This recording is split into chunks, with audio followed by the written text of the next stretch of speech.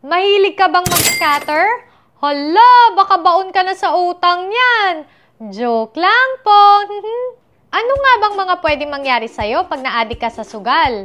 Una, pwede ito magdulot ng malalang depresyon, stress at anxiety. Sunod, maaari itong makasira sa mga relationship mo, lalo na sa iyong asawa, pamilya, at mga kaibigan.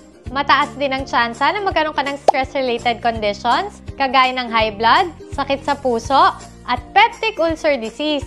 Pag adik ka sa sugal, malaki na din ang tsansa na maadik ka sa alcohol, pati na din sa droga, naku!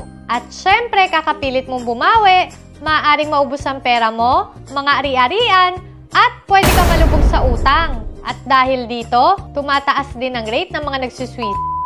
Pakiusap lang po, kung hindi ka nagsusugal, huwag ka na sana magpaengganyo sa mga naglalakihang billboards dyan at sa mga advertisement ng mga paborito mong artista at content creators. Please lang, huwag mo na itong simulan.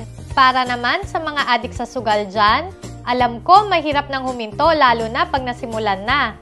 Pero sana, isipin mo yung magiging kapakanan mo at ng mga mahal mo sa buhay. Ito din pag-isipan mo lalo na kung mahilig ka maglaro online. Negosyo yan. Tingin mo, hayaan ka talaga nila makabawi sa mga talo mo? Eh di nalugi sila, di ba? Natural sa una, papanalunin ka na madalas para syempre, maadik ka. Oh, tigil mo na yan habang maaga pa ha. Gets ba? Okay, ingat!